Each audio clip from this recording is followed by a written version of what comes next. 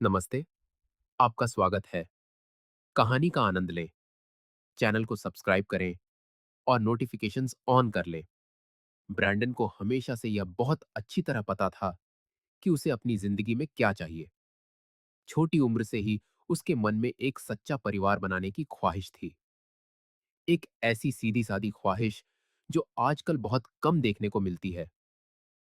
एक ऐसा परिवार जिसे देखकर गर्व महसूस हो, जहां साझेदारी, प्यार, इज्जत और सुरक्षा हो।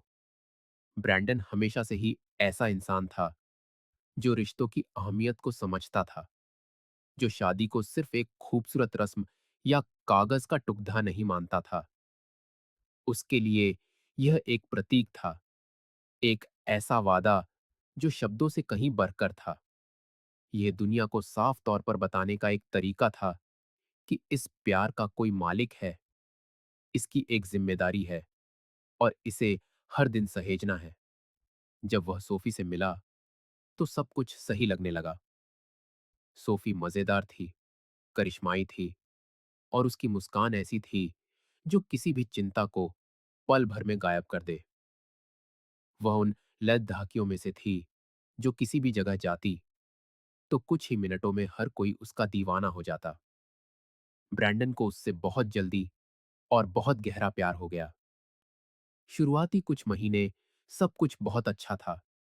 वे साथ में बाहर जाते, घूमने की योजनाएं बनाते, छोटी छोटी बातों पर हंसते और रातें जिंदगी, सपनों और भविष्य के बारे में बातें करते हुए गुजार देते थे। और इन्हीं बातों के दौरान ब्रैंडन ने कुछ ऐसा देखा जो उसे अंदर ही अंदर परेशान करने लगा था। जितना वह मानना चाहता था, उससे कहीं ज्यादा। जब भी शादी की बात आती, सोफी उस बात को टाल देती। वह या तो मजाक कर देती या बात का रुख कहीं और मोड़ दे देती, जिससे डिसाते डाह देती। समय के साथ जो पहले एक मजाक लगता था, वह अब गंभीर रूप लेने लगा।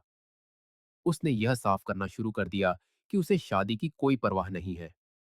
वह कहती कि यह समाज का थोपा हुआ एक रिवाज है, सिर्फ एक कागज का टुकड़ा, और सच्चे प्यार को ऐसे बंधनों की जरूरत नहीं होती।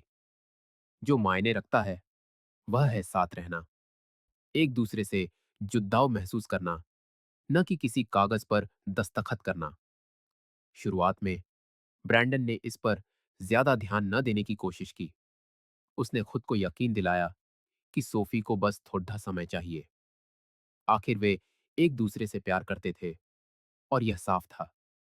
उसे विश्वास था कि जैसे जैसे साल बीतेंगे, वह समझ जाएगी कि उनके प्यार को एक नाम देना कोई दबाव नहीं, बल्कि एक दूसरे की परवाह और सुरक्षा का तरीका है। यह उनके बारे में था, उस रिश्ते के बारे में जिसे वे मिलकर बना रहे थे, न कि दुनिया को खुश करने के लिए। समय बीतता गया और ब्रैंडन की कोशिशों के बावजूद यह मुद्दा उस पर भारी पुड़ी दिखने लगा। अपने दोस्तों को शादी करते, परिवार शुरू करते, साथ मिलकर घर खरीदते और अपनी दुनिया बनाते देख उसे यह सवाल सताने लगा कि क्या वह सही रास्ते पर है। क्योंकि भले ही उनका साथ अच्छा था, लेकिन हमेशा कुछ अधूरा सा लगता था। ऐसा महसूस होता था जैसे वह अपना सब कुछ दे रहा है, अपने प्यार पर अपना सब कुछ दांव पर लगा रहा है, और बदले में उसे बस उतना ही मिल रहा है जितना सोफी अपनी शर्तों और अपनी सीमाओं के भीतर देना चाहती थी। और भले ही सोफी यह साफ कहती थी कि वह उससे प्यार करती है, कि वह उसके साथ रहना चाहती है, लेकिन जब भी ब्रैंडन शादी का जिक्र करता, उसका जवाब हमेशा एक ही होता: तुम्हें इसकी क्या जरूरत है? इससे क्या बदल जाएगा? हम पहले से ही शादीशुदा लोगों की तरह रहते हैं। और यह बात उसे अंदर तक चुभती थी, जितना वह मानता था उससे कहीं ज्यादा। क्योंकि यह सिर्फ एक पार्टी या एक दर्जे की बात नहीं थी। यह महसूस करने की बात थी कि वह भी उसी तरह से रिश्ते को निभाने के लिए तैयार है जैसे वह था। यह जानने की बात थी कि उनका प्यार इतना मजबूत है कि उसे दुनिया के सामने लाया जा सकता है, न कि सिर्फ बंद दरवाजों के पीछे जिया जाए। फिर भी ब्रैंडन ने आगे बढ़ते रहने का फैसला किया, क्योंकि उसके लिए प्यार का मतलब झुकना भी था। इसका मतलब यह समझना था कि लोग वैसे नहीं होते जैसा हम चाहते हैं, कि हर किसी के अपने डर और अनुभव होते हैं। और क्योंकि उसे विश्वास था कि सोफी ही उसकी जीवन संगिनी है, उसने इंतजार करने का फैसला किया। इंतजार कि वह खुद अपने समय पर यह महसूस करे कि शादी कोई जेल या बंधन नहीं है। यह बस इस बात की पुष्टि है कि वे एक ही मंजिल की ओर एक जैसे सपनों के साथ चल रहे हैं। दिक्कत यह थी कि जहां ब्रैंडन यह सब सोच रहा था, वहीं सोफी का नजरिया बिल्कुल अलग था। और धीरे धीरे जो ब्रैंडन के लिए उम्मीद थी, वह सोफी के लिए एक बोझ बन गई। एक ऐसी चीज जिससे उसे बचना था, भागना था और ऐसा दिखाना था जैसे वह है ही नहीं। और ब्रैंडन के जाने बिना जिस प्यार को वह अपनी प्राथमिकता मानता था, सोफी उसे पीछे छोड़ धरने लगी थी। वह अपनी आजादी, अपनी इच्छाओं और बिना किसी बंधन के जीने के अपने विश्वास को ज्यादा अहमियत देने लगी थी। और तभी अनजाने में उसने ऐसे फैसले लेने शुरू कर दिए जिनके परिणाम जल्द ही बहुत भयानक होने वाले थे। ऐसे फैसले जो एक बार सामने आने के बाद उन दोनों की जिंदगी का रास्ता पूरी तरह से बदल देते और फिर वहां से वापस आने का कोई रास्ता नहीं होता। ब्रैंडन दूसरे राज्य में था, अपने करियर के लिए एक जरूरी ट्रेनिंग पर ध्यान दे रहा था, जब उसे एक ऐसा मैसेज मिला जिसने उसके पूरे शरीर को सुन्न कर दिया। यह सोफी का था, छोटा, सीधा और बिल्कुल बेमतलब का। उसने बस इतना लिखा था कि उसे बात करनी है, कि उससे एक गलती हो गई है और उसे समझ नहीं आ रहा कि वह उसे कैसे बताए। कुछ सेकंड के लिए ब्रैंडन ने सोचा कि शायद यह कोई गलतफहमी होगी, कोई छोटी-मोटी लड़-ढाई या काम की कोई समस्या जिसे वह बढ़ा-चढ़ाकर बता रही है। लेकिन दिल ही दिल में वह जानता था कि ऐसा नहीं है। उसकी दिल की धड़धड़कन तेज हो गई। उसके हाथों में पसीना आने लगा। उसका सिर भारी महसूस होने लगा, जैसे अचानक लाखों ख्याल एक दूसरे से टकरा रहे हों।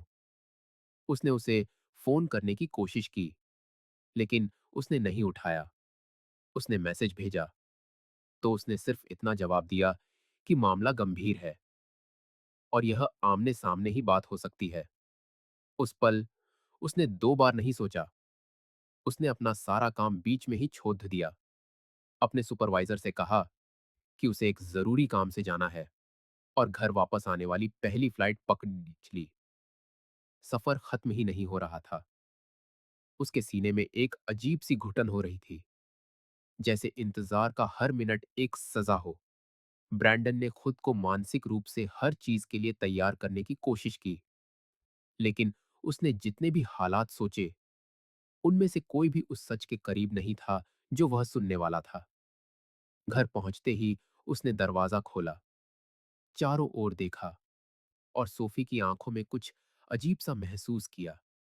वह बेचैन थी, कमरे में इधर-उधर टहल रही थी, अपने हाथों को मसल रही थी और जोर-जोर से सांस ले रही थी। वह सीधे उसकी आंखों में देख भी नहीं रही थी। ऐसा लग रहा था जैसे वह उस जगह के अलावा कहीं और होना चाहती हो। ब्रैंडन तुरंत समझ गया कि यह कोई मामूली बातचीत नहीं है। उसने पूछा कि क्या हुआ है और उसे सीधे-सीधे बताने को कहा और उसने वैसा ही किया। कांपती हुई आवाज में उसने वे शब्द कहे जिन्होंने उसके अंदर सब कुछ तोड़ कर रख दिया। उसने कहा कि वह गर्भवती है, लेकिन इससे पहले कि ब्रैंडन कुछ कह पाता, उसने आगे कहा कि यह बच्चा उसका नहीं है। इसके बाद जो खामोशी छाई, वह दम घोंटने वाली थी। ब्रैंडन उसे घूरता रहा, कही हुई बात को समझने की कोशिश कर रहा था। कुछ पलों के लिए वह बिल्कुल स्थिर खड़ा रहा, बस उसे देखता रहा, इस उम्मीद में कि वह कहेगी कि यह झूठ है, कोई घटिया मजाक है, कि वह पागल हो गई है, कुछ भी जो इस बात को झूठा साबित कर दे। लेकिन सोफी गंभीर थी, घबराई हुई थी। उसकी आंखों में आंसू भर आए थे और वह उसकी प्रतिक्रिया का इंतजार कर रही थी। फिर उसने बताया कि कुछ महीने पहले जब उनके बीच थोड़ी दूरियां थीं, तब वह अपने एक सहकर्मी के साथ युद्धहाशिक गई थी। उसका नाम डेरेक था। उसके मुताबिक शुरुआत में यह सिर्फ संदेशों का लेन देन था, मजेदार बातें, जिंदगी के बारे में शिकायतें, और इससे पहले कि उसे पता चलता, वे काम के बाद बाहर मिलने लगे थे। उसने कहा कि यह सब बहुत जल्दी हुआ, कि वह बहक गई थी, कि उसने इसकी योजना नहीं बनाई थी और उसे नहीं पता कि यह सब इस हद तक कैसे पहुंच गया। ब्रैंडन सब कुछ चुपचाप सुनता रहा। उसने बीच में एक बार भी नहीं टोका। वह बस उसे अविश्वास, निराशा और दर्द के मिले-जुले भाव से देखता रहा। एक ऐसा दर्द जो संभालना मुश्किल था। उसके मुंह से निकलने वाला हर शब्द एक चाकू की तरह उसे काट रहा था। और जब उसने अपनी बात खत्म की, तो ब्रैंडन ने बस एक गहरी सांस ली, अपनी पीठ मोड़ दी, ऊपर सीढ़ियों से गया, मेहमानों के कमरे में दाखिल हुआ, एक तकिया और एक कंबल उठाया और लेट गया। उसमें बहस करने, लत देने या कुछ और समझने की हिम्मत नहीं थी। ऐसा लगा जैसे कुछ ही मिनटों में उन्होंने जो कुछ भी साथ मिलकर बनाया था, वह सब कूदे में फेंक दिया गया हो। और उसे यह भी नहीं पता था कि इस पर क्या प्रतिक्रिया दे। उसका दिमाग घूम रहा था, पेट में अजीब सी ऐंठन हो रही थी और सीने में ऐसा दर्द था जैसा पहले कभी नहीं हुआ था। उस रात वहां लेटे हुए, छत को घूरते हुए, ब्रैंडन ने पिछले कुछ सालों की हर बात, हर बातचीत, हर योजना, हर वादे को अपने दिमाग में फिर से दोहराया। उसने यह जानने की कोशिश की कि यह सब कब बिगड़ना शुरू हुआ। उसने उन संकेतों, उन इशारों को खोजने की कोशिश की जो यह दिखा सकते थे कि सोफी यह सब बर्बाद करने को तैयार थी। और उसने जितना भी खोजा, उसे एहसास हुआ कि कई बार उसने उन चीजों को नजरअंदाज करना चुना था जिनका अब पूरा मतलब समझ में आ रहा था। उसे वे पल याद आए जब वह दूर दूर लगती थी, वे बाहर घूमना जो मासूम लगता था, वे बातें जिनसे वह बचती थी, वे रातें जब वह कहती थी कि वह बहुत थक गई है, कि वह काम पर देर तक रुक गई थी। यह सब अब एक क्रूर तरीके से एक साथ जुड़ रहा था, जैसे उसके दिमाग में एक फिल्म चल रही हो जिसमें वे दृश्य दिखाए जा रहे हों जिन्हें उसने उस समय देखने से इनकार कर दिया था। और जैसा कि बहुत से लोग सोच सकते हैं, उसके विपरीत उसे गुस्सा महसूस नहीं हुआ। उस पल ब्रैंडन को जो महसूस हुआ, वह एक ऐसा खालीपन था जो इतना गहरा और भारी था कि लगा जैसे उसकी आत्मा को छीन लिया गया हो। क्योंकि जो सच सच में प्यार करता है, उसके लिए इससे बढ़िद्दा कोई दर्द नहीं होता कि उसे उसी इंसान से धोखा मिले जिस पर उसने भरोसा किया, जिसकी रक्षा की, जिसका सम्मान किया और जिसे हर चीज से ऊपर रखा। उस रात वह समझ गया था कि चाहे कितना भी दर्द हो, चाहे यह उसके अंदर सब कुछ कितना भी तबाह कर दे, उस पल के बाद जो कुछ भी होने वाला था, वह उसकी जिंदगी को पूरी तरह से बदल देगा। क्योंकि उस पल के बाद वह फिर कभी वही इंसान नहीं रहेगा। ब्रैंडन अलार्म बजने से पहले ही जाग गया। वह कुछ सेकंड छत को घूरता रहा, यह समझने की कोशिश करता रहा कि क्या यह सब सच में हो रहा है, या यह उन बुरे सपनों में से एक है जिसमें आप पसीने से भीगे हुए उठते हैं। दुर्भाग्य से यह सच था। वह उठा, किचन में गया, एक कड़ी डीढक कॉफी बनाई और वहां चुपचाप बैठकर अपनी जिंदगी को अपनी आंखों के सामने बिखरते हुए देखने लगा। उसे यह भी पता नहीं चला कि वह कितनी देर तक ऐसे ही बैठा रहा, जब तक कि उसे हॉल से कदमों की आहट सुनाई नहीं दी। जब वह मुद्दा, तो उसने सोफी को देखा। वह खुद ही अजीब तरह से खड़ी ही थी, उस इंसान की तरह जो जानता है कि उसने कुछ ऐसा किया है जिसे माफ नहीं किया जा सकता, लेकिन दिखावा कर रहा है कि शायद चीजें अभी भी ठीक हो सकती हैं। उसने ऐसा बर्ताव करने की कोशिश की जैसे यह कोई और सुबह हो। उसने एक मग उठाया, थोड़ी कॉफी डाली और उसके बगल में खड़िद ही हो गई, इस इंतजार में कि वह कुछ कहे, लेकिन ब्रैंडन चुप रहा। फिर उसने एक गहरी सांस ली और धीमी आवाज में, जो लगभग एक फुसफुसाहट जैसी थी, कहा, हमें बात करनी होगी। ब्रैंडन ने मग को कसकर पकड़ी दिए लिया, उसकी तरफ देखा और रूखेपन से जवाब दिया, किस बारे में बात करनी है? क्या तुम चाहती हो कि मैं बच्चे का नाम चुनने में तुम्हारी मदद करूं? सोफी ने अपना सिर झुका लिया, मग को इतनी जोर से पकड़िद्दा कि लगा जैसे वह टूट जाएगा। उसने बहस करने की कोशिश की।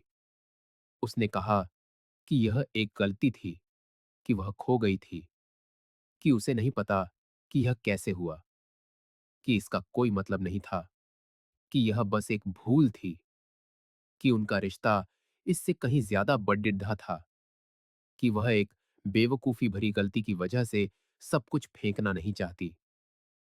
ब्रैंडन ने एक घबराई हुई हंसी को रोका। उसने अपनी आंखें भींच लीं और अविश्वास में अपना सिर हिलाया, फिर जवाब दिया, एक भूल? क्या तुम मेरी आंखों में देखकर कह रही हो कि यह एक भूल थी? तुमने मुझे धोखा दिया, किसी और के बच्चे की मां बनने वाली हो, और तुम कह रही हो कि यह एक भूल थी, और भी बहुत कुछ। उसने एक गहरी सांस ली, अपने अंदर उबलते गुस्से को रोकते हुए। क्या तुम मुझसे कह रही हो कि मैं किसी और के बच्चे को पालूं? उस आदमी के बच्चे को जो उस औरत के साथ सोया, जो सैद्धांतिक रूप से मेरी पत्नी थी। वैसे तुम कभी मेरी पत्नी बनना ही नहीं चाहती थी, है ना? तुम हमेशा इससे भागती रही, और अब मुझे समझ में आया क्यों। शादी का मतलब होता है जिम्मेदारी, इसका मतलब होता है इज्जत, और यही तो तुमने मेरे लिए कभी नहीं किया। सोफी ने बीच में टोकने की कोशिश की, सिर हिलाते हुए, रोते हुए, यह कहते हुए कि वह बात को बढ़ा चढ़ाकर बोल रहा है कि ऐसा नहीं था। लेकिन ब्रैंडन ने उसे बोलने नहीं दिया। वह और भी मजबूती से बोला, उसकी आवाज में दर्द और गुस्सा मिला हुआ था। तुम कभी शादी नहीं करना चाहती थी, क्योंकि तुम हमेशा इस तरह की चीजों के लिए दरवाजा खुला रखना चाहती थी। तुम्हें अपनी मर्जी से जीने की आजादी चाहिए थी, यह चुनने की आजादी कि कब मेरी गर्लफ्रेंड बनना तुम्हारे लिए सुविधाजनक है और कब दूसरों के लिए सिंगल बनना। वह निशब्द रह गई। आंसू उसके चेहरे पर बह रहे थे। वह कांप रही थी, लेकिन जवाब नहीं दे सकी। उसने फिर से स्थिति को नरम करने की कोशिश की। मैं बहस नहीं करूंगी। तुम गुस्से में हो। हम आज रात बेहतर तरीके से बात करेंगे। मुझे काम पर जाना है। ब्रैंडन व्यंग्यात्मक रूप से मुस्कुराया, अपनी बाहें मोड़ दी और सीधे जवाब दिया, हाँ, जाओ। अगर यह दिखावा करना कि जिंदगी सामान्य है तुम्हारी खासियत है, तो तुम इसमें माहिर हो, है ना? सोफी ने कोई जवाब नहीं दिया। वह चली गई, सीधे बाथरूम में गई, दरवाजा पटक दिया और कुछ मिनटों तक वहीं रही। जैसे ही शॉवर का पानी चलने लगा, ब्रैंडन वहीं जमा हुआ खड़धा रहा, शून्य में घूरता रहा। यह समझने की कोशिश कर रहा था कि क्या यह सच में वही औरत है जिसे उसने इन सभी सालों में प्यार किया था, या वास्तव में वह कभी जान ही नहीं पाया था कि वह कौन थी। जब वह बाहर आई, पहले से ही तैयार, तो उसने उसकी आंखों में देखने से परहेज किया। उसने अपना बैग उठाया, अपने बाल ठीक किए, एक गहरी सांस ली और जाने से पहले उसने एक आखिरी बात कही। हम आज रात बात करेंगे ब्रैंडन। तुम अभी बहुत ज्यादा परेशान हो। उसने कोई जवाब नहीं दिया। उसने बस उसे जाते हुए देखा, दरवाजा ऐसे बंद करते हुए जैसे कुछ हुआ ही ना हो। लेकिन अंदर ही अंदर वह पहले से ही जानता था कि यह आखिरी रात होगी जब वह उस घर में उसकी जिंदगी के हिस्से के रूप में कदम रखेगी। और उस पल से ब्रैंडन ने अपनी पूरी जिंदगी का सबसे ठंडा, सबसे सोचा समझा और सबसे सीधा कदम उठाने की योजना बनानी शुरू कर दी। ब्रैंडन वहीं गतिहीन खड़ीदधा रहा, बंद दरवाजे को घूरता रहा। जो कुछ भी अभी अभी हुआ था उसे समझने की कोशिश कर रहा था। उसका दिमाग तेजी से चल रहा था, लेकिन पिछली रात के विपरीत अब वह खोया हुआ नहीं था। इस बार उसके अंदर कुछ बदल गया था। ऐसा लगा जैसे अचानक एक स्विच ऑन हो गया हो। अब यह सवाल करना बेमानी था कि सोफी ने ऐसा क्यों किया, या यह पता लगाने की कोशिश करना कि उससे कहां गलती हुई। वास्तव में उसे एहसास हुआ कि उसने सालों तक किसी ऐसे इंसान में सब कुछ निवेश किया था जिसने शुरू से ही भविष्य के बारे में उसके जैसा नजरिया कभी साझा नहीं किया। उसने बस उस भावनात्मक सुरक्षा को स्वीकार कर लिया था जो ब्रैंडन ने उसे दी थी, जबकि उसने हमेशा खुद का एक हिस्सा अलग रखा था, आजाद, ठीक वैसा ही करने के लिए तैयार जैसा उसने किया था। उसने एक गहरी सांस ली, अपना लैपटॉप उठाया, स्प्रेडशीट खोली और सब कुछ फिर से देखने लगा। उसने घर खरीदने का अनुबंध देखा, दस्तावेजों की समीक्षा की, वित्तीय रिकॉर्ड निकाले, हर एक पंक्ति को ध्यान से जांचा। सब कुछ, बिल्कुल सब कुछ उसके नाम पर था। कोई संयुक्त खाता नहीं था, दोनों के नाम पर कोई कार नहीं थी, कोई साझा वित्त पोषण नहीं था। उसने पहले इस पर ध्यान नहीं दिया था, लेकिन शादी के विषय पर सोफी की वह पुरानी बेचैनी अब पूरी तरह से समझ में आ रही थी। वह कभी भी एक औपचारिक बंधन नहीं चाहती थी, कभी कुछ कुछ भी साझा नहीं करना चाहती थी, क्योंकि दिल ही दिल में उसने हमेशा भागने का एक रास्ता खुला रखा था। वह वह पूरी तरह से जानती थी कि अगर कभी ऐसा कुछ हुआ तो वह बिना किसी दायित्व, बिना किसी वास्तविक प्रतिबद्धता के चली जाएगी। ब्रैंडन ने एक गहरी सांस ली, अपना जबद्दा भींचा, अपना फोन उठाया और एक वकील को फोन किया जिसे वह सालों से जानता था और जिस पर उसे भरोसा था। उसने उसे सब कुछ बताया, हर विवरण, हर बातचीत, हर हरकत। लाइन के दूसरी तरफ वकील चुपचाप सुनता रहा, हर जानकारी को आत्मसात करता रहा। जब ब्रैंडन ने बात खत्म की तो जवाब सीधा, द्रोहज और वस्तुनिष्ठ था। स्थिति पूरी तरह से उसके पक्ष में थी। सोफी का घर या उसकी संपत्ति पर कोई अधिकार नहीं था। उन्हें बस यह सुनिश्चित करना था कि सब कुछ कानूनी रूप से किया जाए, दस्तावेजों, रिकॉर्डों, प्रोटोकॉल के साथ, और भविष्य के किसी भी विवाद के लिए कोई गुंजाइश न हो। उसने फोन रख दिया और बिना समय बर्बाद किए उसकी अलमारी खाली करना शुरू कर दिया। कपड़ी, डिडेधे, जूते, बैग, मेकअप, व्यक्तिगत सामान, सब कुछ सूटकेस और बक्सों में सावधानी से पैक किया गया। हर चीज जिसे वह छूता था वह अपनी असलियत से ज्यादा भारी महसूस हो रही थी, जैसे कि यादों, टूटे वादों, उन बातों से लदी हुई हो जो अब झूठी लगती थीं, और उन पलों से जिन्हें पीछे मुद्दाकर देखने पर उसे एहसास हुआ कि शायद वे पूरी तरह से असली नहीं थे। हर बंद सूटकेस उसकी जिंदगी के एक चरण के अंत का प्रतीक था। जब उसने काम खत्म कर लिया तो उसने कागज का एक टुकड़ा लिया, हाथ से एक साफ सीधा नोट लिखा जिसमें व्याख्या की कोई गुंजाइश नहीं थी। इसमें कहा गया था कि उसके पास अगले दिन शाम 6 बजे तक घर से अपना सारा सामान हटाने का समय है। उस समय के बाद उनके बीच कोई भी संचार केवल वकीलों के माध्यम से होगा। कोई और बातचीत, बहस या सुलह नहीं। यह खत्म हो गया था, अंतिम रूप से। और सबसे बढ़कर वह उसकी बची-खुची इज्जत को बचा रहा था। जैसे-जैसे वह सब कुछ व्यवस्थित कर रहा था, समय अलग तरह से बीतता हुआ लग रहा था। उसका दिमाग तेज, ठंडा और वस्तुनिष्ठ था।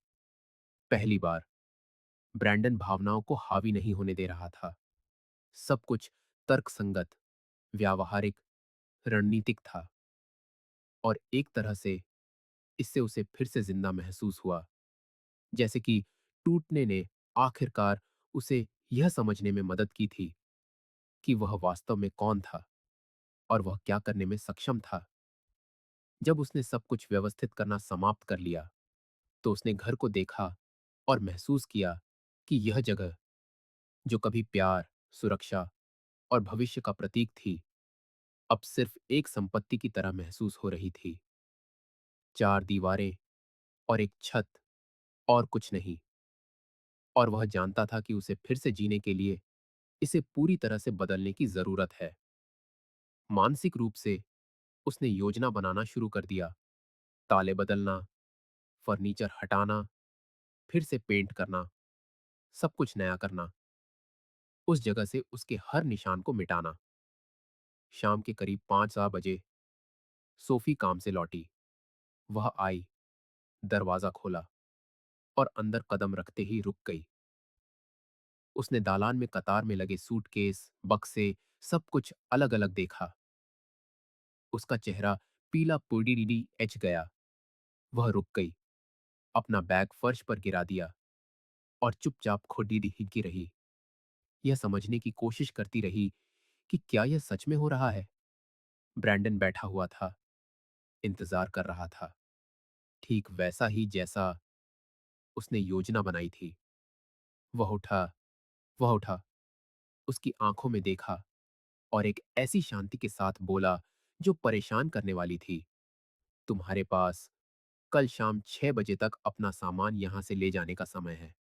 अब से हमारे बीच के सभी मामले वकीलों के माध्यम से संभाले जाएंगे।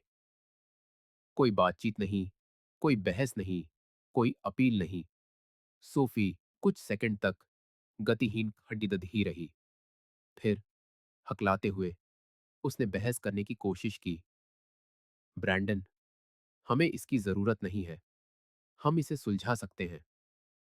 मैंने तुमसे पहले ही कहा, यह एक गलती थी। हम इसे भूल सकते हैं।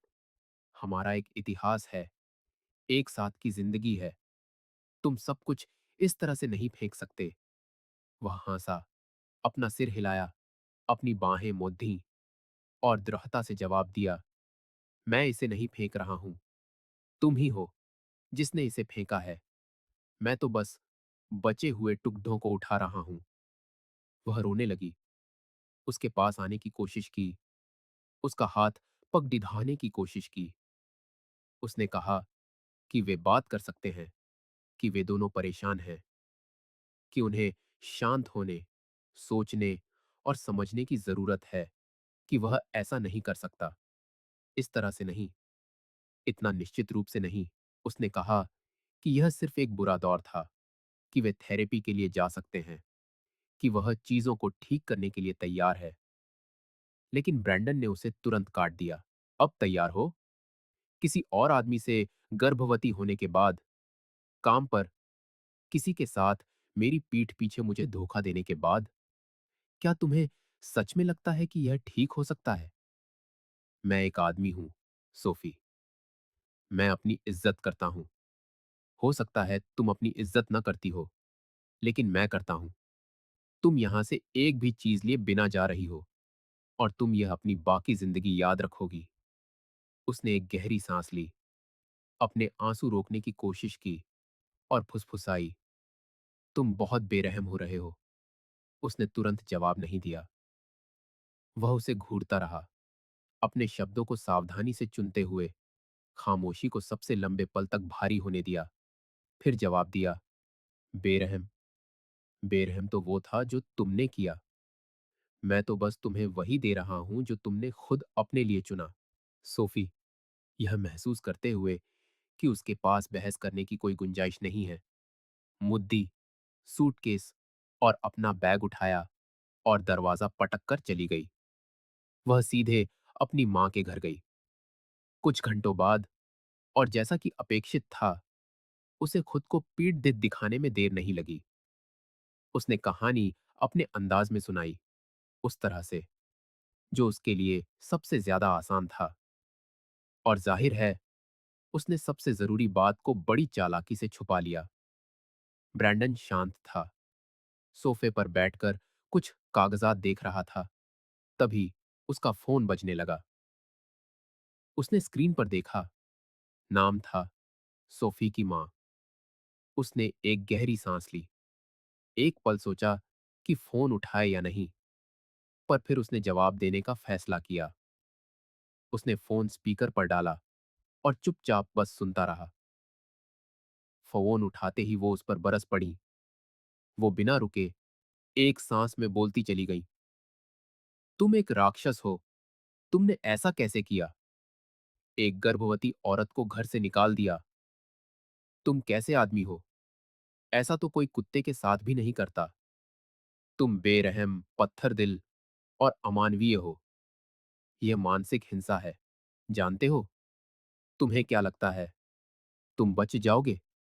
मैं तुम्हारी शिकायत करूंगी। यह धोखा है। यह भावनात्मक शोषण है। मैं पुलिस स्टेशन जा रही हूं। मैं तुम्हें अदालत में घसीटूंगी। तुम इससे बच नहीं पाओगे। याद रखना मेरी बात। ब्रैंडन बिना हिले, बिना टोके सब कुछ सुनता रहा। उनके शब्द चाकुओं की तरह एक के बाद एक चुभ रहे थे। वो चीख रही थीं, गुस्से में थीं, पूरी तरह से बेकाबू। जैसे इस कहानी का असली गुनहगार वही हो। जैसे जो कुछ भी हो रहा था, उसकी वजह सिर्फ ब्रैंडन था। उसने उनके शब्दों के तूफान के थमने का इंतजार किया, और जब उसे लगा कि वो सांस लेने के लिए बस एक पल को रुकी है, तो उसने बेहद शांत, दृढ़ और नपी तुली आवाज में कहा, क्या मैं आपसे एक सवाल पूछ सकता हूं? दूसरी तरफ वो 2 सेकंड के लिए चुप हो गई, और ब्रैंडन ने अपनी बात जारी रखी। क्या उसने आपको बताया कि उसके पेट में जो बच्चा है, वो मेरा नहीं है? मैं बस इतना जानना चाहता हूं। प्लीज, मुझे जवाब दीजिए। बस इतना। इसके बाद जो खामोशी छाई, वो उनके कहे किसी भी शब्द से ज्यादा भारी थी। ब्रैंडन स्थिर रहा, फोन को घूरता रहा। उसे सिर्फ उनकी भारी सांसों की आवाज सुनाई दे रही थी। ऐसा लगा जैसे उन पर बिजली गिर गई हो। उसने एक गहरी सांस ली, फोन को कसकर पकड़ा, और भी सीधे तरीके से अपनी बात रखी। मैंने आपको सुना। आपने मुझे जी भर के कोसा, न जाने क्या क्या कहा। उसके लिए तो आप में दुनिया भर की हिम्मत थी। तो अब कम से कम इतनी शालीनता दिखाइए, और मेरे इस एक सवाल का जवाब दीजिए। क्या उसने आपको बताया, हाँ या ना, कि यह बच्चा मेरा नहीं है? खामोशी कुछ और सेकंड तक बनी रही। फिर उन्होंने बात को ढकने की कोशिश की। यह यह जरूर कोई गलतफहमी हुई है। ब्रैंडन ने आंखें बंद कर ली, धीरे से सिर हिलाया, और उसके चेहरे पर एक ऐसी मुस्कान आई जो यह बता रही थी कि वह अच्छी तरह समझ गया है कि वह किस तरह के लोगों से बात कर रहा है। बिना माफी मांगे या कुछ मिनट पहले कहे गए किसी भी अपमान को वापस लिए, उन्होंने बस फोन काट दिया। और फोन कटने की वो तीखी आवाज ब्रैंडन के लिए इस बात की आखिरी पुष्टि थी कि वह सिर्फ एक ऐसी औरत से छुटकारा नहीं पा रहा था जिसने उसे धोखा दिया था, बल्कि वह एक ऐसे पूरे परिवार से आजाद हो रहा था जो झूठ, अपमान और पाखंड के सहारे ही जीता था। और उस पल उसे पूरा यकीन हो गया कि यह फैसला, चाहे कितना भी दर्दनाक क्यों न हो, उसकी जिंदगी का सबसे अच्छा फैसला था। वक्त गुजर गया। जिंदगी अपनी रफ्तार से आगे बढ़ती रही, जैसी वो हमेशा बढ़ती है, जख्मों के साथ या उनके बिना। ब्रैंडन ने अपने काम पर ध्यान लगाया, घर का ख्याल रखा, अपनी दिनचर्या और सबसे बढ़कर अपने मन की शांति को फिर से हासिल किया। सोफी की तरफ से अब कोई मैसेज, कॉल, बहस या किसी भी तरह का कोई संपर्क नहीं था। ऐसा था जैसे वो दुनिया के नक्शे से ही गायब हो गई हो। एक दिन तक, जब तक कि वो एक बेकरी में कॉफी पी रहा था, उसकी मुलाकात एक पुराने दोस्त से हो गई। बातचीत यूं ही शुरू हुई, जब तक कि दोस्त ने थोड़ी झिझक के साथ अपनी मुस्कान दबाते हुए कहा, यार, तू यकीन नहीं करेगा मैंने क्या सुना। पता चला है कि सोफी ने डेरेक को प्रेगनेंसी के बारे में बताया, लेकिन अंदाजा लगा क्या हुआ। डेरेक ने साफ साफ कह दिया कि बच्चा उसका नहीं है। उसने मुंह फेर लिया और ऐसे चला गया जैसे वो कुछ भी नहीं है। ब्रैंडन चुपचाप, बिना कोई प्रतिक्रिया दिए, बस सुनता रहा। दोस्त ने आगे कहा, जाहिर है उसने यह बात मानी नहीं। वो मामले को अदालत में ले गई, डीएनए टेस्ट की मांग की और यहां तक कि एक जज को भी इसमें शामिल कर लिया। और सबको हैरान करते हुए बच्चा डेरेक का ही निकला। उस पल ब्रैंडन के चेहरे पर एक हल्की सी मुस्कान आई। यह मजाक या बदले की मुस्कान नहीं थी, बल्कि सुकून की थी। क्योंकि भले ही उसे मन ही मन में शक था, लेकिन इस बात की पुष्टि ने उसे एक शांति दी थी। और उसने कुछ ऐसा सोचा जो उसने कभी कल्पना भी नहीं की थी, कि अगर संयोग से वो बच्चा उसका होता, तो वो उसे दुनिया के सारे प्यार और जिम्मेदारी के साथ पालता। क्योंकि वो जानता था कि वो कौन है। लेकिन वो ये सब अकेले करता, सोफी के बिना। क्योंकि इन सब के बाद सोफी ही वो टुकड़ा थी जो अब उसके भविष्य में कहीं फिट नहीं होती थी। दोस्त ने एक छोटी सी हंसी हंसते हुए सिर हिलाया और कहा, और सबसे अच्छी बात जानते हो क्या है? डेरेक को बच्चे को अपनाना पड़ा, क्योंकि अब मामला अदालत में है। यह आधिकारिक है, बचने का कोई रास्ता नहीं है। लेकिन सोफी को अपनाना, खैर, वो एक अलग कहानी है। उसने साफ कर दिया है कि वो ऐसा नहीं चाहता, नहीं करेगा, और उसने कभी इस बारे में सोचा भी नहीं।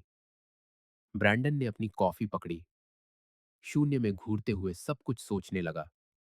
और वह उस विचार पर सोचने से खुद को रोक नहीं सका जो उसके मन में आया। लगभग एक ऐसे नतीजे की तरह जिसे टाला नहीं जा सकता था। कैसी विडंबना है! उसने सालों तक कहा कि शादी तो बस एक कागज का टुकड़ा है, वादा एक जेल है। उसे बंधन नहीं चाहिए थे, उसे आजादी चाहिए थी। और अब वो यहां है, गर्भवती, अकेली, और अंत में कोई भी उसे अपनाना नहीं चाहता। उसने एक गहरी सांस ली, धीरे से सिर हिलाया, और उस इंसान की पूरी शांति के साथ, जो जानता है कि उसने सही चुनाव किया है, बस इतना कहा, जिंदगी अपना हिसाब वसूलती है, और बिल्कुल सही सही वसूलती है। वीडियो देखने के लिए धन्यवाद। अगर आपको यह पसंद आया हो तो चैनल को सब्सक्राइब करना और नोटिफिकेशन चालू करना न भूलें, ताकि आप कोई भी अपडेट मिस न करें। मिलते हैं अगली बार।